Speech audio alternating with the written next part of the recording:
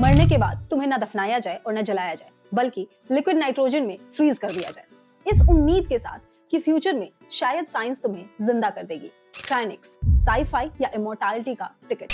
Welcome to MTM day 9। Cryonics एक high tech process है जहां बॉडी या ब्रेन को -196 डिग्री सेल्सियस में लिक्विड नाइट्रोजन से प्रिजर्व किया जाता है, होपिंग कि फ्यूचर टेक डिजीजेस क्योर करके लाइफ को रीस्टोर कर दे। क्योंकि आज के अनट्रीटेबल डिजीज जैसे कैंसर, अल्जाइमर्स शायद 100 से 200 सालों बाद ठीक हो सकेंगे नैनोटेक या बायो इंजीनियरिंग से। यूएसए में अल्कोर लाइफ एक्सटेंशन फाउंडेशन और रशिया में क्रियोरस जैसी फैसिलिटीज ऑलरेडी हैं और अल्कोर के 2025 के रिकॉर्ड्स के मुताबिक लगभग 2000 से भी ज्यादा लोग ऑलरेडी साइन अप कर चुके हैं, जिन्होंने लगभग $80,000 से लेकर $2 लाख तक पे भी किया है। किसी ने सिर्फ ब्रेन के लिए तो किसी ने फुल बॉडी के क्रायोप्रिजर्वेशन के लिए। इसका प्रोसेस शुरू होता है डेथ के तुरंत बाद। ब्लड को एंटीफ्रीज केमिकल से रिप्लेस कर देते हैं, फिर बॉडी को विट्रिफाइड और क्रायोजेनिक टैंक्स में स्टोर कर देते हैं। यहाँ तक कि कुछ बहुत फेमस लोगों ने भी इस प्रोसेस को अपनाया है, जैसे पेपल के को-फाउंडर पीटर थील और बेसबॉल लेजेंड टेड विलियम्स ने भी अपने ब्रेन को फ्रीज कराया, बेटिंग ऑन रेजरेक्शन। पर ये रिस्की भी है। सेल्स में आइसी क्रिस्टल्स बन सकते हैं जो टिश्यू के डैमेज होने का कारण बन सकती है।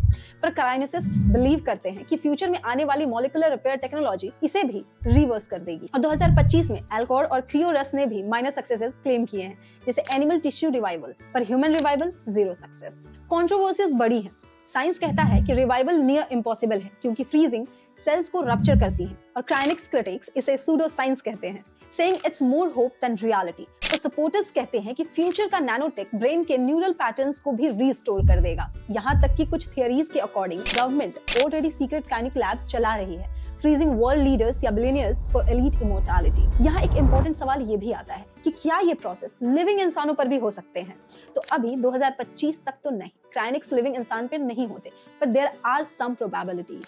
Theoretically it's possible. Cryonics supporters argued कि अगर फ्यूचर में नैनोटॉक्सिक क्रायोप्रोटेक्टेंट्स और एडवांस फ्रीजिंग टेक आए तो लिविंग इंसानों को सस्पेंड करना पॉसिबल हो सकता है, जैसे साई-फाई में सस्पेंडेड एनिमेशन। और करंट रिसर्च के अकॉर्डिंग 2025 में एनिमल स्टडीज जैसे फ्रॉग्स या फिश में रिवर्सिबल फ्रीजिंग टेस्ट हुए हैं, बट ह्यूमंस पे ये स्केल अप अभी तक नहीं हुआ। और स्पेक्युलेटिव एंगल ये भी है कि secret labs may be DARPA linked living subjects पे ऑलरेडी एक्सपेरिमेंटल क्रायोनिक्स ट्राई कर रहे हैं, लाइक फॉर स्पेस ट्रैवल या मिलिट्री प्रिजर्वेशन।